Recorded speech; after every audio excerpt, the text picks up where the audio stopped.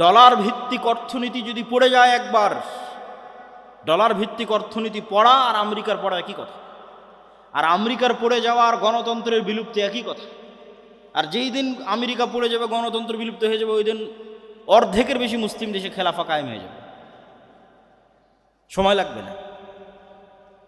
তাহলে মূল অস্তিত্ব ঠিক আছে কোথায়? টাকার উপর।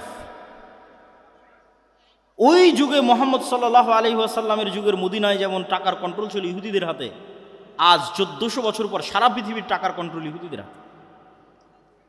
সব IMF বলেন, ওয়ার্ল্ড ব্যাংক বলেন, সুদি কারবারের মূল মহাজন হচ্ছে তারা। নাম কাওয়াস্তে মুসলমান দেশগুলো স্বাধীন হয়ে আছে, একটা স্বাধীন নয়। কেননা তারা সবাই টাকার কাছে বিক্রি হয়ে আছে, লোন নিয়ে, ঋণ নিয়ে। পাকিস্তান যতই শক্তিশালী হোক, বলুক আমার কাছে পারমাণবিক বম আছে, ওই পারমাণবিক বমের সুইচে বাটনে চাপ দিতে পারবে না আব্বাদের অনুমতি না হলে, যে আব্বাদের কাছ থেকে লোন নিয়ে রেখেছে। তাহলে গোলামিটা কোথায়? টাকার গোলামি। এই জন্য যতক্ষণ আপনি হালাল উপায়ে বেশি ইনকাম না করছেন, ক্যাশ টাকায়, লোনের টাকায় নয়, লোনের টাকা তো গোলামি, সুদের লোন গোলামি। কেননা সুদের লোন আপনাকে মিথ্যা বলা শিখাবে। আর সুদের লোনের বিষয়ে একটা মূলনীতি জেনে রাখেন। গত বক্তব্যে হয়তো বলেছিলাম, আমি যখনই এই নতুন ব্রিজ পার হওয়া থেকে আমার দাদির বাড়িতে পৌঁছা পর্যন্ত একবার গণার চেষ্টা করেছিলাম, অন্তত 20-এরও অধিক NGO প্রতিষ্ঠান আছে যারা ক্ষুদ্র ঋণ, সুদি ঋণ এই অঞ্চলে বিতরণ করে থাকে। তো কতগুলো সুদি প্রতিষ্ঠান আছে তা গণার চেষ্টা করেছিলাম, তো আমি গণে শেষ করতে পারিনি। এত বেশি সাইনবোর্ড আছে রাস্তার মোড়ে মোড়ে এত সুদি প্রতিষ্ঠানের। অথচ এই সুদ গোলামি কিভাবে? ইসলামের আগে একটা মূলনীতি বুঝে যান। ইসলামী সমাজ ব্যবস্থা কয়েকটা মূলনীতির উপর দাঁড়িয়ে আছে। তার একটা মূলনীতি হচ্ছে অল্পে সন্তুষ্ট থাকা। এটা একটা মূলনীতি। এই অল্পে সন্তুষ্ট থাকার উপর যতক্ষণ মুসলমানেরা তৈরি না হবে, ততক্ষণ ইসলামী অর্থনীতি ডেভেলপ করা সম্ভব নয়, ইসলামী ব্যাংক বাস্তবায়ন করা সম্ভব নয়। এই অল্পে তুষ্টি কী জিনিস এবং আপনি ধনী হবেন কিভাবে, এই দুইটা একটা আর একটার সাথে ওতপ্রোতভাবে জড়িত। আপনাদের দেবীনগরের মানুষকে অনেক দিন অনেক বক্তব্য, অনেক নাসিহা দিয়ে গেছে, আজকে ধনী হওয়ার রাস্তা বলে যায়। কেমনে ধনী হবে? ধনী হওয়ার সহজ বুদ্ধি কি? 1 নাম্বার, পৃথিবীতে ধনী হওয়ার কোনো শর্টকাট রাস্তা নাই। ধনী হওয়ার প্রত্যেক শর্টকাট রাস্তা হারাম। আমার সাথে একটু বলেন তো, ধনী হওয়ার প্রত্যেক শর্টকাট রাস্তা কি? হারাম। চোখ বন্ধ করে মনে করবেন। কেউ যদি এসে বলে ভাই এত টাকা এখানে ইনভেস্ট করলে এত দ্রুত তুমি এত টাকার মালিক হয়ে যাবে, নিশ্চিত জেনে রাখুন ওখানে কোথাও না কোথাও হারাম আছে। সেটা মাল্টি লেভেল মার্কেটিং হোক, সেটা ডেস্টিনির মতো প্রতিষ্ঠান হোক, সেটার যেটাই আপনার গ্রামগঞ্জে আসুক না কেন, ধনী হওয়ার কোনো শর্টকাট রাস্তা নেই। তাহলে ধনী কিভাবে হবে? কম্পাউন্ড ওয়েতে ধনী হবে। আপনাকে উদাহরণ দিয়ে বোঝায়, বুঝতে পারবেন। আমার এই হাতে 50 লক্ষ টাকা আছে, এই হাতে 1 টাকা আছে।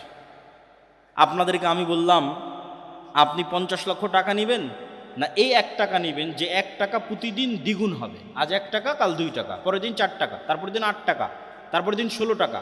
কয়দিন দ্বিগুণ হবে? 30 দিন। 30 দিন এই 1 টাকা দ্বিগুণ হবে। 50 লক্ষ টাকা নেবেন না 1 টাকা নেবেন? তো বেশিরভাগ মানুষ বসে বসে চিন্তা করতে পারে যে 2 টাকা 4 টাকা হবে, 4 টাকা 8 টাকা হবে, 8 টাকা 16 টাকা, 16 টাকা 32 টাকা, 30 দিন পর্যন্ত যেতে আর কতই বা হবে? 400-500 টাকার বেশি হওয়ার কথা না, হতে 50 লক্ষ টাকা নেই। কিন্তু এখান থেকে উঠে গিয়ে আপনি ক্যালকুলেটরে মারিয়েন, মোবাইলে তো ক্যালকুলেটর আছে, ChatGPT আছে, যে 1 টাকাকে দ্বিগুণ হারে বাড়াতে থাকলে 30তম দিনে গিয়ে এটা 1 কোটি টাকা পার হয়ে যায়। আর এই 50 লক্ষ টাকা আপনি নেবেন, এটা 50 লক্ষই আছে, আর এটা বাড়তে বাড়তে বাড়তে বাড়তে 1 কোটি পার হয়ে গেছে। তাহলে প্রতিদিন অল্প অল্প করে বাড়বে, এটা হলো ধনী হওয়ার রাস্তা। কেমনে ধনী হবেন? এই 50 লক্ষ টাকা আপনাকে দিয়ে দিলাম, দেবীনগরের প্রত্যেক মানুষকে বললাম নাও তোমাদের 50 লক্ষ টাকা দিয়ে দিচ্ছি। আজকে এখান থেকে উঠে গিয়ে যে বলবে আমি এই 50 লক্ষ টাকা দিয়ে একটা এসি কিনবো, একটা ফ্রিজ কিনবো, একটা মোটর সাইকেল কিনবো, একটা ভালো জামা কাপড় কিনবো, বাড়ি মাটির ছিল ভেঙে পাকা করব, এই জীবনে কোনো দিন ধনী হতে পারবে না। কেন ধনী হতে পারবে না? ওটাই অল্প তুষ্টির সাথে সম্পর্ক করে আলোচনা আপনাকে বুঝাচ্ছি। আর যাকে 50 লক্ষ টাকা দিলাম, এখান থেকে গিয়ে চিন্তা করতেছে আমার গায়ের জামা ছেঁড়া আছে, ছেঁড়াই থাক, আমার পায়ের স্যান্ডেল ছিঁড়া আছে, ছিঁড়াই থাক, বাড়ি মাটির আছে, মাটিরই থাক, বাড়িতে ফ্যান নাই, দরকার নাই। বাড়িতে এসি নাই, দরকার নাই। বাড়িতে ফ্রিজ নাই, দরকার নাই। আগে চলো এই 50 লক্ষ টাকা এমন জায়গাতে ব্যয় করি যেখান থেকে আবার 1 টাকা ইনকাম হবে। এই মানুষ ধনী হয়ে যাবে, কোটিপতি হয়ে যাবে। সময় লাগবে, 30 বছর পর কোটিপতি হয়ে যাবে, 40 বছর পর কোটিপতি হয়ে যাবে। কেননা ও ওই রাস্তা জানে যে রাস্তায় গেলে কোটিপতি হওয়া যায়। আর যে এই 50 লক্ষ টাকা নিয়ে গিয়ে এসি, ফ্রিজ, মোটর সাইকেল, মাটির বাড়ি, পাকা এই জায়গায় ব্যয় করেছে, ও কেন ধনী হতে পারবে না? ও যে মোটর সাইকেল কিনেছে ওখানে তেল কিনতে আবার টাকা লাগবে। ও যে এসি ফ্রিজ কিনেছে ওটার বিদ্যুৎ বিল দিতে আবার টাকা লাগবে। ও যে মোবাইলের ওয়াইফাই নিয়েছে ওটার বিল দিতে আবার টাকা লাগবে। তাহলে ও এমন জায়গাতে ব্যয় করেছে যেখান থেকে আরও খরচ বাড়তেছে। এইভাবে ধনী হয় না। পৃথিবীর কোনো ধনী এই ওয়েতে ধনী হতে পারবে না। কোথায় ব্যয় করতে হবে? যেখানে খরচ হওয়া তো বহু দূরে থাক, খরচ বাড়া তো বহু দূরে থাক, পারলে আরও 1 টাকা ইনকাম হবে, সেখানে ব্যয় করতে হবে। এটা হলো ধনী হওয়ার রাস্তা। আর অল্পে তুষ্টি, এটার সাথে মিলিয়ে কি বলতে চাচ্ছি? ইসলামে সুদভিত্তিক লোন বহু পরে থাক, কর্জে হাসানা কেউ নিবে, যে কর্জে হাসানা, ভাই আপনি আমাকে 10,000 টাকা দেন, আমি 2 মাস পর আপনাকে দিয়ে দিব। এটাকে আল্লাহ অনেক বড় নেকির কাজ বলেছে কোরআনে। অমাই ইউকরিদুল্লাহ করজান হাসানা, কে আছে আল্লাহকে কর্জে হাসানা দিবে? কর্জে হাসানাকে আল্লাহ অনেক বড় ইবাদত বলেছে। তো এই কর্জে হাসানা কখন জায়েজ? আপনি কর্জে হাসানা দিয়ে এসি কিনতে পারেন, কর্জে হাসানা দিয়ে ফ্রিজ কিনতে পারেন। আমার ইসলামিক ফাইন্যান্সের জ্ঞান বলে, ইসলামী শরীয়তে আমি যতটুকু জানি ততটুকু বলে যে বিলাসী পণ্য সুদ ভিত্তিক লোন দিয়ে ক্রয় করা তো বহু দূরে থাক, বিলাসী পণ্য কর্জে হাসানা নিয়েও কেনা যাবে কিনা, এটার হালালের দলিল কেউ দিতে পারবে কিনা আল্লাহ সুবহানাহু ওয়া তাআলা ভালো জানে, আমার জানা না। তাহলে কর্জে হাসানাটাই কখন নিতে পারবেন? সুদের লোন বহু পরে। কর্জে হাসানাটাই নিতে পারবেন যখন বিপদে, অ্যাক্সিডেন্ট করে মেডিকেলে আছেন, চিকিৎসা ব্যয় বহন করতে পারছেন না, মেয়ে ছেলেকে বিবাহ দিবেন, খরচ বহন করতে পারছেন না, বিশ্ববিদ্যালয়ে পড়াবেন, খরচ বহন করতে পারছেন না, ব্যবসাটা শুরু করবেন, টাকার ব্যবস্থা হচ্ছে না। এইরকম বিপদমূলক সময়ে কর্জে হাসানা নিতে পারেন।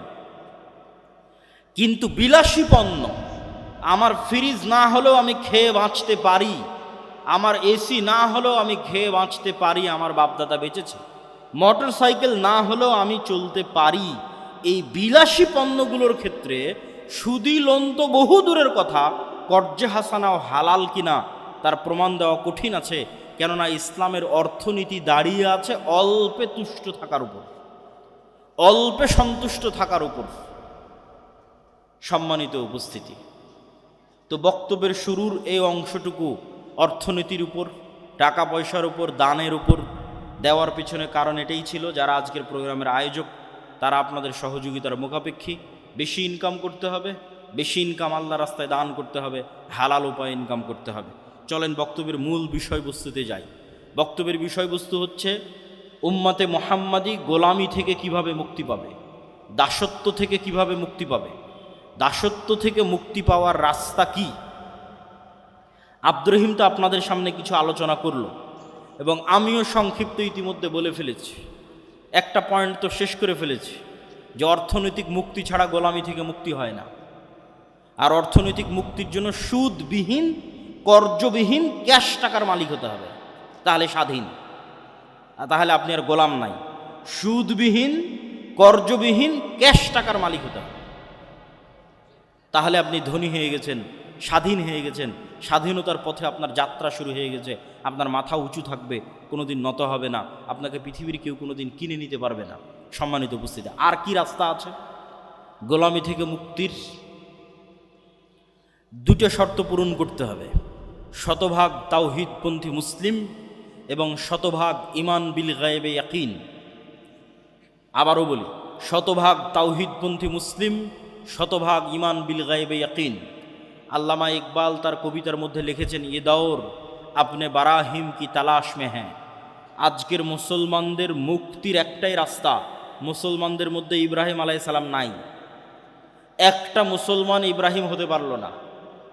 মুসলমানেরা ওই দিনই মুক্তি পেয়ে যাবে যেই দিন মুসলমানেরা ইব্রাহিম হয়ে যাবে। তা আল্লামা ইকবাল লিখছে, আজকের যুগে মুসলমানদের খুব দরকার একজন ইব্রাহিম আলাইহিস সালাম। কেন? ইব্রাহিম আলাইহিসসালাতু ওয়াসসালাম হচ্ছেন শতভাগ তাওহীদের আইকন, যাকে মুহাম্মদ সাল্লাল্লাহু আলাইহি ওয়াসাল্লাম আইকন মেনেছে। মিল্লাতা আবিকুম ইব্রাহিম, আমি তোমাদের পিতা, আমার পিতা ইব্রাহিমের মিল্লাতের অনুসারী। এটাই কোষ্টি পাথর সত্য মিথ্যার মানদণ্ডের। কে ইব্রাহিমের অনুসারী সেই সত্য, যে ইব্রাহিমের অনুসারী নয় সেই মিথ্যা। সবাই চেষ্টা করেছে নিজেকে প্রমাণ করার যে আমি ইব্রাহিমের অনুসারী।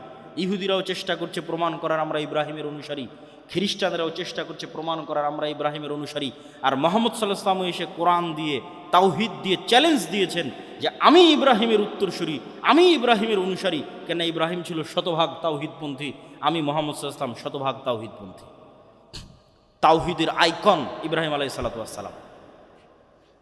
দেবীনগরের মানুষ নিজেকে আহলে হাদিস দাবি করতে পারে, সালাফি দাবি করতে পারে, এটা ভালো কথা যে আহলে হাদিস এবং সালাফিরা কবর পূজা করে না, বড় শিরক থেকে তারা মুক্ত থাকে, তাবিজ কবজের আশ্রয় তারা নেয় না। কিন্তু তার মানে এই নয় যে আপনি ইব্রাহিম আলাইহিস সালাম হয়ে গেছেন।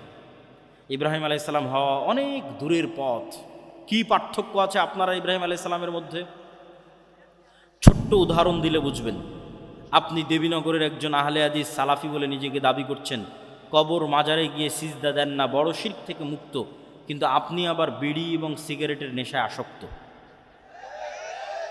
আপনি আবার জুয়ার যে খেলাগুলো আছে সেই জুয়ার খেলায় আসক্ত। আপনি আবার যেখানে টাকার লেনদেন আছে অবৈধ, যেখানে ক্ষমতার স্বার্থ আছে সেই ক্ষমতার স্বার্থ এবং টাকার স্বার্থের কাছে বিক্রি হয়ে গেছে। তাহলে কি বোঝা গেল? আপনার নিজের ইলাহ আপনার নাফস, আল্লাহ নয়। ও শায়েখ আব্দুর রাজ্জাক বিন ইউসুফ আজকে উপস্থিত হয়েছে, এটা নিয়ে দ্বিধাদ্বন্দ্বের কিছু নাই। উনি উপস্থিত হয়েছেন, পৌঁছে গেছেন, এখানে আসবেন অল্প কিছু সময়ের মধ্যে ইনশাআল্লাহ। সম্মানিত উপস্থিতি, তাহলে ওই ব্যক্তিটা নিজেকে তাওহীদপন্থী দাবি করলো, সে তাওহীদপন্থী কেন নয় ইব্রাহিম আলাইহিস সালামের মতো? ওর ইলাহ ওই কবর না হলেও, ওর ইলাহ হিন্দুদের ওই দেবদেবী মা কালী না হলেও, ওর ইলাহ ওর নিজের নাফস। ইলাহাহু হাওয়া, আল্লাহ কোরআনে বলেছে যে তারা ইলাহ বানিয়ে নিয়েছে নিজের নাফসকে, নিজের মনের প্রবৃত্তিকে ইলাহ বানিয়ে নিয়েছে। ওর মন চাচ্ছে বিড়ি সিগারেট খাবে, খাচ্ছে। ওর মন চাচ্ছে মদ জুয়া আড্ডা গাঞ্জার আড্ডায় ব্যস্ত থাকবে, থাকছে। ওর মন চাচ্ছে খেলার জুয়ায় ব্যস্ত থাকবে, থাকছে। তাহলে ও এখনো তার কালবে সব দিক থেকে আল্লাহকে প্রাধান্য দিতে পারেনি। শতভাগ ইব্রাহিম আলাইহিস সালামের মতো তাওহীদ মানে আল্লাহ যা ভালোবাসে আপনার কাল পাগলের মতো ওইটাকে ভালোবাসবে। আল্লাহ যা ঘৃণা করে আপনার কালব ওটাকে পাগলের মতো ঘৃণা করবে। আল্লাহ সুবহানাহু ওয়া তাআলা যা করতে বলেছে আপনি ওটাকে পাগলের মতো করবেন। আল্লাহ যা করতে বিরত থাকতে বলেছে তা থেকে পাগলের মতো বিরত থাকবেন। আপনার কালব যেদিন এরকম পরিপূর্ণ স্বাধীন হয়ে যাবে, এখানে টাকার আধিপত্য নাই, ক্ষমতার আধিপত্য নাই, জুয়া নেশা বিড়ি সিগারেটের আধিপত্য নাই, এখানে নারীর আধিপত্য নাই, এখানে আধিপত্য আছে শুধু আল্লাহ সুবহানাহু ওয়া তাআলার, তখন এবার আপনি ইব্রাহিম আলাইহিস সালামের মতো শতভাগ তাওহীদপন্থী মুসলমান। এরকম মুসলমান ছাড়া উম্মতে মুহাম্মাদের মুক্তি সম্ভব নয়। 2 নম্বর বলেছি ঈমান বিল গায়বে ইয়াকিন। গায়েব কি? আব্দুর রহিম ফেরেশতার কথা বলছিল, এটাই গায়েব। আব্দুল্লাহ বিন আব্দুর রাজ্জাক উপস্থিত হয়েছে, এটা গায়েব নয়, চোখে দেখা যাচ্ছে। আব্দুর রাজ্জাক বিন ইউসুফ উপস্থিত হবে, এটা চোখে দেখা যাবে একটু পরেই। কিন্তু গায়েব কোনটা? এখানে ফেরেশতারা উপস্থিত হয়েছে, এটা গায়েব। এই গায়েব যেই দিন আপনি চোখে দেখতে পাবেন, মানে চোখে দেখা জিনিসের মতো বিশ্বাস করতে পারবেন, ওই দিন উম্মতে মুহাম্মাদের মুক্তি হয়ে গেছে। এই জন্য একটা ঘটনা মনে রাখতে হবে, আসহাবুল উখদুদের ঘটনা। ওয়ামা নাকামু মিনহুম ইল্লা আন ইউমিনু বিল্লাহিল আজিজিল হামিদ। আসহাবুল উখদুদকে বলা হলো ঈমান ছাড়ো, না হলে এই যে জাহান্নামের আগুন, এই আগুনে ঝাঁপ দাও। তো আসহাবুল উখদুদ ঈমান পরিত্যাগ না করে ওই আগুনে ঝাঁপিয়ে পড়ল। তো আপনি কি মনে করেন এই আগুনে ঝাঁপিয়ে পড়া এত সহজ? আজকে দেবীনগরে একটা আগুন জ্বালালাম আর আপনাদের বললাম হয় ঈমান ছাড়াও আগুনে ঝাঁপা এত সহজ নয়। কখন সহজ ওটার রাস্তা বলে দিই, সেটাই ঈমান বিল গায়বে ইয়াকিন।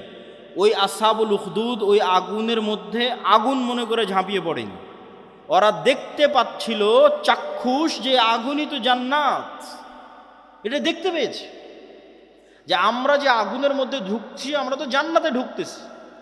আর যখন পেছন মুড়িয়ে নিজের বাড়ি এবং নিজের ঘরের দিকে তাকিয়েছে, মনে করেন আপনাদের বাড়ি ঘর, এসি ফ্রিজ ফ্যান বিদ্যুৎ সব আছে, ওখানে ওরা দেখছে কি রে, এখানে তো জাহান্নামের আগুন জ্বলতেছে।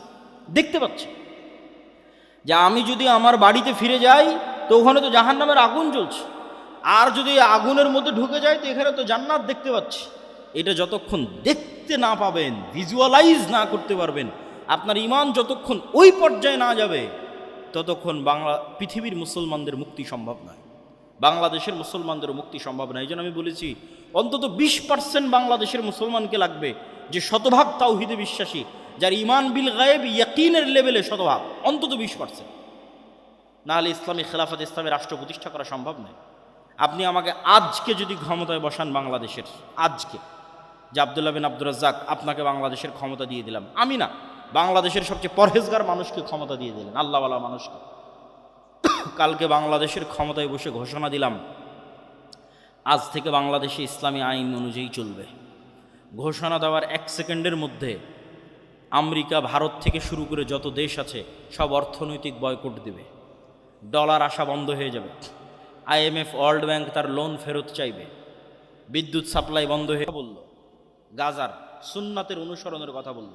আমি আরেকটা উদাহরণ দিয়ে যাই যে গাজায় যত ত্রাণ বিতরণ হয়, এই ত্রাণ বিতরণ নিয়ে যে সিন্ডিকেট আছে, এই সিন্ডিকেটের পার্সেন্টেজ ইহুদিদের হাতে যায় না।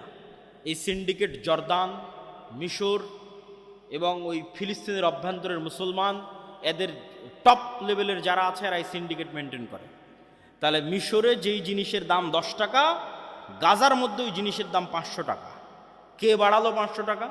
এটা একটা সিন্ডিকেট। এই সিন্ডিকেট সব মুসলমান, এটা ইহুদিরা নয়। তাহলে এদের মধ্যে স্বভাব ঢুকে গেছে বানু ইসরায়েলের, গোলামির স্বভাব, মিথ্যা, ধোকা, 2 নাম্বারি, জুয়াচুরি, জোর জবরদস্তি। তাহলে এরা কিভাবে নেতা হবে, কিভাবে নেতৃত্ব দিবে, কিভাবে স্বাধীন হবে, কিভাবে আজাদ হবে? সম্ভব নয়। এই জন্য সত্যবাদিতা, ন্যায়পরায়ণতা একটা মানদণ্ড, যেই মানদণ্ড দিয়ে উম্মতে মুহাম্মাদি নেতা হতে পারে, নেতা হওয়া সম্ভব। তো আমাদের উপর গণতন্ত্রকে চাপিয়ে দেওয়া আছে গোলাম তৈরির কারখানা হিসেবে। গণতন্ত্র হচ্ছে গোলাম বানানোর কারখানা। এখান থেকে কি তৈরি হয় বলেন তো? গণতন্ত্র থেকে কি তৈরি হয়? একটু জোরে বলতে হবে, কি তৈরি হয়? গোলাম তৈরি হয়। কিভাবে? গণতন্ত্রের সিস্টেমটাই এমন যে এখানে যদি আপনি 2 নাম্বারই না করেন, ধোকা না দেন, মিথ্যা না বলেন, গীবত না করেন, নিন্দা না করেন, অপবাদ না দেন, তাহলে আপনার নির্বাচন করে জিতে আসা বহু দূরের কথা। একই দলের একই আসনের মনোনয়ন প্রার্থী যদি 10 জন থাকে, তাহলে সবাই মিলে যদি এই 2 নাম্বার ধোকাবাজি, দুর্নীতি, টাকা পয়সার লেনদেন, গীবত, তহমত এই রাস্তা অবলম্বন না করে, তাহলে জীবনেও মনোনয়নই নিয়ে আসতে পারবে না। এমপি নির্বাচিত হওয়া তো বহু পরে। তাহলে এমপি নির্বাচিত হওয়া পর্যন্ত যতগুলো স্টেপ আছে, এই প্রত্যেকটা স্টেপ মিথ্যা দিয়ে পরিপূর্ণ। সারা বাংলাদেশের সবাই জানে নির্বাচন কমিশনারে যত এমপি তাদের হলফনামা জমা দিয়েছে, এদের 90% মিথ্যা হলফনামা জমা দিয়েছে। কে জানে না? সবাই জানে। তাহলে পুরো সিস্টেমটা তৈরি হয়ে আছে মিথ্যার উপর। তাহলে এবার বুঝেন, এই মিথ্যা, দুর্নীতি, ধোকাবাজির সিস্টেমের মধ্যে দিয়ে 300 এমপি নির্বাচিত হয়েছে।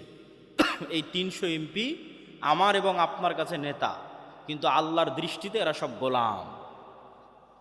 এই হলো সারমর্ম। তাহলে আমরা 300টা গোলাম নির্বাচন করছি না এমপি নির্বাচন করছি?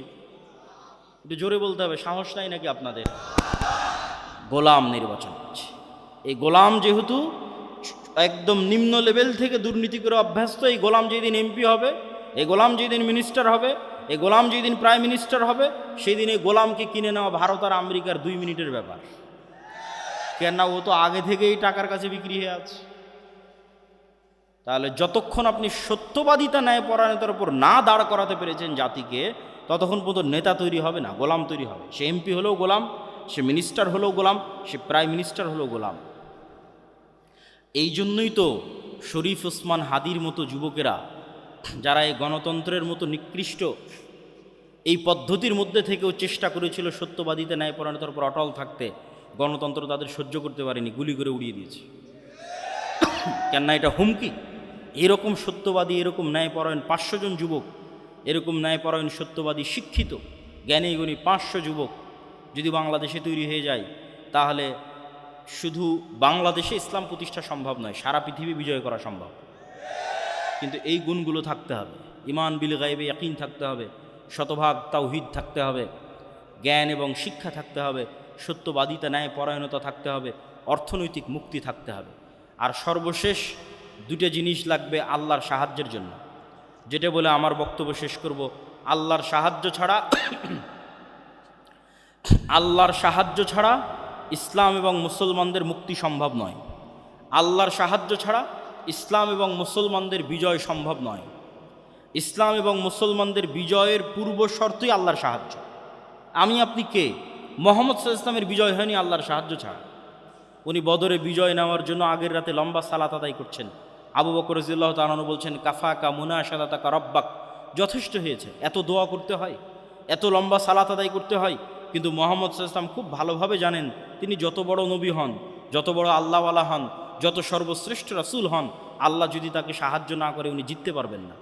আর আল্লাহর সাহায্য ততক্ষণ আসবে না যতক্ষণ না উনি সালাত আদায় না করেন, যতক্ষণ না উনি রাতের সালাতে আছেন, যতক্ষণ না উনি সকাল সন্ধ্যের জিকিরে আছেন, ততক্ষণ আল্লাহর সাহায্য তার উপর আসবে না। এটা উনি আমাদের চেয়ে ভালো জানেন, এটা উনি আবু বকর রাদিয়াল্লাহু তাআলা আনহুর চেয়ে ভালো জানেন। এই জন্য মুসলমানদের মুক্তির কোনো রাস্তা নাই সালাত ছাড়া। সালাত নাই, আল্লাহ সুবহানাহু ওয়া তাআলার গন্তির মধ্যে নাই, আল্লাহ সুবহানাহু ওয়া তাআলার কাউন্টের মধ্যে নাই। আল্লাহ সুবহানাহু ওয়া তাআলা তাকে গণে না, ধরে না, মুসলমান হিসেবে ধরে না, মানুষ হিসেবে ধরে না। সে কে? আল্লাহ সুবহানাহু ওয়া তাআলা তাকে চেনে না। তাহলে 16 কোটি বেনামাজি ভোট দিয়ে ইসলাম বিজয় করা সম্ভব নয়। সালাত আদায় করে মসজিদ পূর্ণ করতে হবে। সারা বাংলাদেশের যদি সব ওসি ডিসি এসপি মন্ত্রী মিনিস্টার আজকে বলে আমি সত্যবাদী ন্যায়পরায়ণ হয়ে গেলাম, 80% ইসলাম প্রতিষ্ঠা হয়ে যাবে, 80%। সরকার পরিবর্তন হয়, এরা তো পরিবর্তন হয় না, এরা তো ওদের জায়গাতেই থাকে। গত 16 বছরে এরাই ছিল, এখনও আছে, আগামী 5 বছর যে সরকার ক্ষমতা আছে ওরাই থাকবে। তা এরা তো আমাদের ঘরের সন্তান। ওসি ডিসি এসপি মন্ত্রী মিনিস্টার তো অন্য ঘর থেকে আসেন, দেবীনগর থেকে গেছে, বাংলাদেশ থেকে গেছে, গাইবান্ধা থেকে গেছে। এরা যদি আজকে বলে যে আমি সত্যবাদী ন্যায়পরায়ণ থাকবো, কালকে 80% ইসলাম প্রতিষ্ঠা হয়ে যাবে। কেন বলছে 80%? ইসলাম রাষ্ট্রে যাওয়ার ব্র্যান্ডিং হচ্ছে ন্যায়। রাসূল সাল্লাল্লাহু আলাইহি ওয়াসাল্লাম ঈসা ইবনে মারিয়ামের ব্র্যান্ডিং করেছেন, লা তাকুমুস সাআহ হাত্তা ইয়ানজিলা ঈসা ইবনে মারিয়াম, ততক্ষণ পর্যন্ত কিয়ামত সংঘটিত হবে না যতক্ষণ ঈসা ইবনে মারিয়াম অবতীর্ণ না হয়। আর ঈসা ইবনে মারিয়াম অবতীর্ণ হয়ে কী করবে? ইয়াকসিরুস সালিব, ক্রুশ ভেঙে দিবে আর সারা পৃথিবীতে ন্যায় প্রতিষ্ঠা করবে। আল্লাহু আকবার। তাহলে রাষ্ট্রে ইসলামের ব্র্যান্ডিং ন্যায়, ন্যায়পরায়ণতা। এই সমস্ত ওসি ডিসি এসপি মন্ত্রী মিনিস্টার এদেরকে আমরা ইসলাম বুঝাতে ব্যর্থ হয়েছি। তারা মনে করছে তাদের ঘুষের দুর্নীতির টাকা দিয়ে তারা হজ করে মসজিদ মাদ্রাসায় দান করে এই পাপ ক্ষমা করে নেবে। নাউজুবিল্লাহ, নাউজুবিল্লাহ। এটা মুনাফিকি। বরং তাদের বোঝা উচিত ছিল তারা যেই পদে আছে ওই পদে সে ওই দানবীরের এবং তাহাজ্জুদ গুজারের চেয়ে বেশি নেকি অর্জন করতে পারত যদি রাসূল সাল্লাল্লাহু আলাইহি সাল্লামের এই হাদিসকে ফলো করতো, যে সাবআতু ইউদিল্লুহুমুল্লাহ ইয়াউমা লা যিল্লা ইল্লা যিল্লুহ, ইমামুন আদিল, 7 শ্রেণীর মানুষকে আল্লাহ তার আরশের ছায়া দিবেন। তার মধ্যে সালাত আদায়কারীকে অতিক্রম করে গেছে, দানবীরকে অতিক্রম করে গেছে, যে সে হচ্ছে ইমামুন আদিল, রাতের তাহাজ্জুদের সালাত এবং দান এটিকে অতিক্রম করে গেছে, যে তার পদে দায়িত্ব পালন অবস্থায় ন্যায়পরায়ণ। তাহলে ওই ওসি হারাম টাকা দিয়ে হজের নেকি অর্জন করতে চায়। আরে পাগল, ওখানে বসে থেকে তুমি ন্যায় প্রতিষ্ঠা করো, তাহলে তো তুমি এমনি এর চেয়ে বেশি নেকি পাবা। আল্লাহ রাসূল ঘোষণা দিয়ে রেখেছে, কিন্তু আমরা ইসলাম তাদেরকে বুঝাতে পারিনি যে ইসলাম কি, মানুষকে বুঝাতে পারিনি আমরা ইসলাম কি। এই জন্য আমাদের প্রজন্ম ধ্বংস হয়ে গেছে। পুরো দেশটা দুর্নীতির উপর দাঁড়িয়ে আছে এবং মিথ্যার উপর দাঁড়িয়ে আছে। বলছিলাম আল্লাহর সাহায্য, মুহাম্মদ সাল্লাল্লাহু আলাইহি ওয়াসাল্লাম আল্লাহর সাহায্য ছাড়া জয়লাভ করতে পারেনি। আর আল্লাহর সাহায্য আনার জন্য দুটো জিনিস লাগবে, সালাত এবং জিকির। এইটা বলে আমার সংক্ষিপ্ত বক্তব্য শেষ করব। জিকির কেন শক্তিশালী, সালাত কেন শক্তিশালী? আপনাকে বুঝতে হবে পৃথিবীর সবচেয়ে শক্তিশালী জিনিস হচ্ছে আওয়াজ। পৃথিবীর সবচেয়ে শক্তিশালী পাওয়ারফুল জিনিস হচ্ছে সাউন্ড। আজকের আধুনিক সভ্যতা দাঁড়িয়ে আছে আলোর উপর। আমি এখানে কথা বলছি, এটা আলোর মধ্যে দিয়ে মোবাইলে গেছে, মোবাইল থেকে আলোর মধ্যে দিয়ে টাওয়ারে গেছে, টাওয়ার থেকে এটা এখন আমেরিকাতে গিয়ে বাজতেছে। এখন আমার কথা, এখন আমেরিকায় বাজতেছে কেন? আলোর গতি খুব দ্রুত, ওর মধ্যে দিয়ে ডাটা ট্রান্সফার হচ্ছে, শব্দ যাচ্ছে, ছবি যাচ্ছে, ভিডিও যাচ্ছে। এটা আল্লাহ যেদিন পৃথিবী সৃষ্টি করেছে ওই দিন থেকেই যায়, মানুষ জানতো না, আজকে মানুষ জানতে পেরেছে। তাহলে আজকের আধুনিক সভ্যতা দাঁড়িয়ে আছে আলোর উপর। কিন্তু এই আলোর চেয়েতেও পাওয়ারফুল একটা জিনিস যেটার ধারে কাছে বিজ্ঞানীরা নাই, সেটা হচ্ছে আওয়াজ, সেটা শব্দ। এটার কিছু জ্ঞান আল্লাহ সুলাইমান আলাইহিস সালাতু ওয়াস সালামকে দিয়েছিলেন, কিছু। ওমা উতিতু মিনাল ইলমি ইল্লা কালিলা। দেখেন আমি আজকে এখানে যা বক্তব্য দিচ্ছি, এখন যদি একজন চাইনিজ মানুষ এখানে বসে থাকে, তাহলে ওর কাছে এটা বক্তব্য মনে হবে না আওয়াজ, শুধু আওয়াজ। আর এখানে যদি একটা চাইনিজ এসে বক্তব্য দেয়, আপনারা কি মনে করবেন এটা বক্তব্য চলতেছে না শুধু আওয়াজ চলতেছে? শুধু আওয়াজ চলতেছে।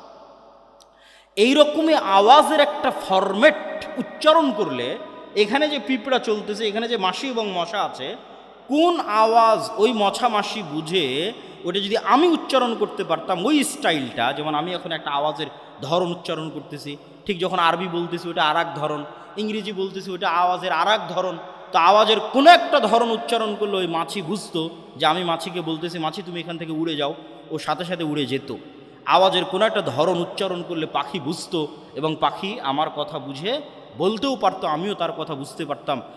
এই জ্ঞান আল্লাহ সুলাইমান আলাইহিস সালাতু ওয়াস সালামকে দিয়েছিলেন। পুরো পৃথিবীর সব কিছু আওয়াজ বুঝে, আওয়াজ শুনে। আওয়াজ পৃথিবীর সবচেয়ে শক্তিশালী টেকনোলজির নাম। সুলাইমান আলাইহিস সালাতু ওয়াস সালাম বললেন রানী বিলকিসের সিংহাসনকে নিয়ে আসতে হবে। ক্বালা ইফরিতুম মিনাল জিন, ইফরিত নামক জিন বলল আপনি যেখানে বসে আছেন ওখান থেকে উঠার পূর্বে সিংহাসন নিয়ে আসবো। আর একজন আল্লাযী ইনদাহু ইলমুম মিনাল কিতাব, সে জিন না মানুষ তার বর্ণনা কোরআনের আয়াতে নাই, কিন্তু কোরআনের আয়াতে বলা হচ্ছে যে আর একজন যাকে আল্লাহ কিতাবের জ্ঞান দিয়েছিল, সে বলল আপনার চোখের পলক পড়ার পূর্বে সিংহাসন এখানে উপস্থিত হবে। তো কোরআনের ধারা বিবরণীতে বোঝা যাচ্ছে জিন নিয়ে আসতো গায়ের শক্তিতে, আর যে বলল চোখের পলকে নিয়ে আসবো, এ নিয়ে আসবে জ্ঞানের শক্তিতে। সে জ্ঞান কি? কিছু মুফাসসির লিখেছেন আল্লাহু আলাম, আল্লাহ ভালো জানে, তবে ঠিকও হতে পারে যে তার কাছে ইলমুম মিনাল কিতাব, কিতাবের কি জ্ঞান ছিল। কিছু মুফাসসির লিখেছেন লাউহে মাহফুজের বিশেষ জিকির, আল্লাহ সুবহানাহু তাআলার বিশেষ কোনো জিকিরের জ্ঞান ওই ব্যক্তির কাছে অথবা ওই জিনের কাছে ছিল, যেটা বলা হচ্ছে আল্লাহ ইনদাহু ইলমুম মিনাল কিতাব, যে জিকির উচ্চারণ করে চোখের পলকে সিংহাসনকে ওখান থেকে সুলাইমান আলাইহিস সালাতু ওয়াস সালামের সামনে নিয়ে আসা হয়েছে। শব্দের চেয়ে পাওয়ারফুল কিছু পৃথিবীতে নাই। আল্লাহ সুবহানাহু ওয়া তাআলা এই পুরো পৃথিবীকে টিকিয়ে রেখেছেন শব্দের উপর, আওয়াজের উপর। এই পুরো পৃথিবীকে ধ্বংস করে দিবেন আওয়াজ দিয়ে। ইসরাফিলের বাঁশির আওয়াজ দিয়ে পৃথিবী ধ্বংস হয়ে যাবে। এই সিস্টেম আল্লাহই তৈরি করেছেন। আল্লাহ সুবহানাহু ওয়া তাআলা যখন মানুষকে পুনরুজ্জীবিত করবেন, তখন ইসরাফিলের বাঁশির আওয়াজ দিয়েই পুনরুজ্জীবিত করবেন। এই সিস্টেম আল্লাহরই তৈরি করা। আল্লাহ বলছেন ইউসাব্বিহু লিল্লাহি মা ফিস সামাওয়াতি ওয়া মা ফিল আরজ, আসমান জমিন এবং তার নিচে যা কিছু আছে, এই পেপার, এই মাইক, এই মোবাইল, কাপড়, প্যান্ডেল, মাটি, গাছপালা, জীবজন্তু, জড়বস্তু, জড় পদার্থ, কীট পতঙ্গ, পঙ্গপাল, সব 24 ঘন্টা আল্লাহর তাসবিহ পাঠ করতেছে, মানে আওয়াজ করতেছে, আওয়াজ হচ্ছে। কিন্তু ওই পিঁপড়ার চলার আওয়াজ যেমন আমি শুনতে পাই না, এদের আওয়াজ আমি শুনতে পারতেছি না। শুধু এটাই নয়, এরা শুধু আওয়াজ করতেছে না, এরা আওয়াজ বুঝে। মুয়াজ্জিন যখন আজান দেয়, তখন মুয়াজ্জিনের আওয়াজ যতদূর পর্যন্ত যায়, প্রত্যেক জীবজন্তু, জড়বস্তু, জড় পদার্থ, কীট পতঙ্গ, পঙ্গপাল ওই আওয়াজটা বুঝে যে আল্লাহু আকবার বলা হলো, এবং এটার পক্ষে কিয়ামতের মাঠে সাক্ষী দিবে আল্লাহু আকবার। তাহলে এবার বুঝেন, আশা করি আমি বুঝাতে পেরেছি যে আওয়াজ খুব পাওয়ারফুল একটা কিছু। এবার বুঝেন আমাদের কাছে যে কোরআন আছে, এই কোরআন কার আওয়াজ? একটু জোরে বলেন তো, কোরআন কার আওয়াজ? আল্লাহর আওয়াজ। এটা আল্লাহর শব্দ, আল্লাহর বাক্য। এই জন্য তাজবিদের গুরুত্ব আছে। কেন মুহাম্মদ সাল্লাল্লাহু আলাইহি সাল্লাম যেইভাবে উচ্চারণ করেছেন, উচ্চারণ যদি ওইভাবে হয় তাহলে জিবরাইলের সাথে মিলবে। জিবরাইলের সাথে মিললে লাউহে মাহফুজের সাথে মিলবে, লাউহে মাহফুজের সাথে মিললে আল্লাহর সাথে মিলবে। আল্লাহু আকবার। এটা আল্লাহ সুবহানাহু ওয়া তাআলার নিজের আওয়াজ। এই জন্য এটা আফজালুজ জিকির, শ্রেষ্ঠতম জিকির। এই জন্য কোরআন যদি মানুষ অর্থ না বুঝেও পড়ে, শুধু যদি ওই ফরম্যাট উচ্চারণ করে, ওই সাউন্ড উচ্চারণ করে কোরআনের, তবুও মানুষ সকল উপকার পাবে কোরআনের। জিন, জাদু, বদনজর, রহমত, বরকত, যা দরকার মানুষের, সবচেয়ে শক্তিশালী জিনিস আল্লাহ সুবহানাহু ওয়া তাআলা উম্মতে মুহাম্মাদিকে দিয়েছে, সেটা কোরআন। কিন্তু এই কোরআন থেকে আমরা দূরে। তাহলে আমরা কি শিখব আর কি করব আর কেমনে আমরা মুক্তি পাবো আর কেমনে আমরা উন্নতি হব? সালাত কেন সর্বশ্রেষ্ঠ ইবাদত? কেননা সালাতও একটা জিকির। আকিমিস সালাত আলি যিকরি। মানুষের কালবের উচিত 24 ঘন্টা আল্লাহর জিকির করা, কিন্তু 24 ঘন্টা পারে না যেহেতু, এই জন্য সর্বনিম্ন 5 বার অন্তত আল্লাহকে স্মরণ করতে হবে, না হলে আল্লাহর গণনার খাতা থেকে বাদ চলে যাবে। ওই 5 বার জিকির করার যে সিস্টেম, সেটা হচ্ছে সালাত। দিনে রাতে 24 ঘন্টায় 5 বার অন্তত আল্লাহকে মসজিদে গিয়ে স্মরণ করতে হবে। আর এই কাল্ব যতক্ষণ আল্লাহ সুবহানাহুর সাথে সংশ্লিষ্ট কানেক্টেড না থাকবে ততক্ষণ আল্লাহর সাহায্য আসবে না। আল্লাহ সুবহানাহু ওয়া তাআলা মুসা আলাইহিস সালামকে বলেছেন, ওয়ালা তানিয়া ফি যিকরি, আমাকে জিকির করতে, স্মরণ করতে ভুলিও না।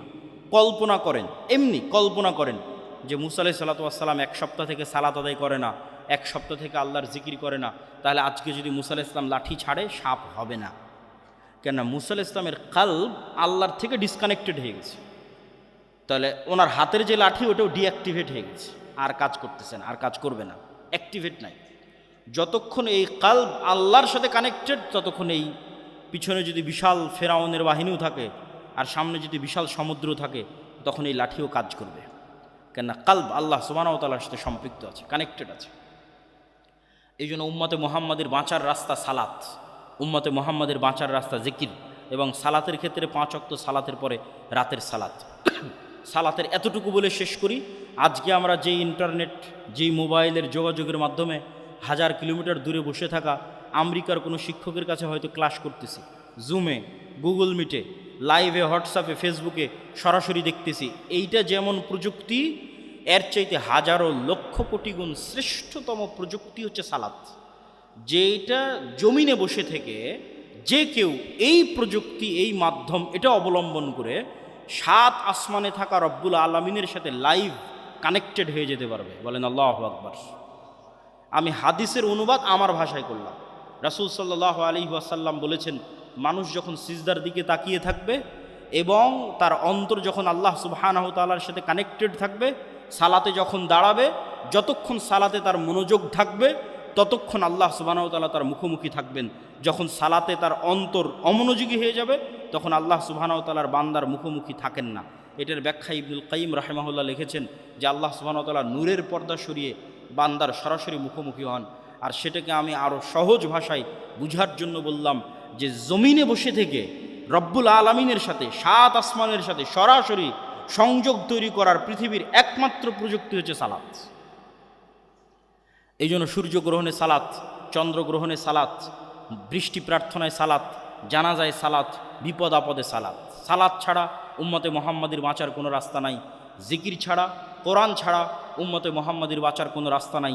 আল্লাহ সুবহানাহু ওয়া তাআলা আমাদের আজকের এই বক্তব্যের উপর আমল করার এবং আল্লাহর পথে যাত্রা এই বইটি প্রত্যেক মসজিদ, মাদ্রাসা, স্কুল, কলেজ সেগুলোতে বাস্তবায়ন করার এবং প্রতি সপ্তাহে অন্তত একটা পাঠচক্র আয়োজন করার তৌফিক দান করুক। আল্লাহুম্মা আমিন। ওয়া আখিরু দাওয়ানা আনিল হামদুলিল্লাহি রাব্বিল আলামিন। আসসালামু আলাইকুম ওয়া রাহমাতুল্লাহি ওয়া বারাকাতুহু।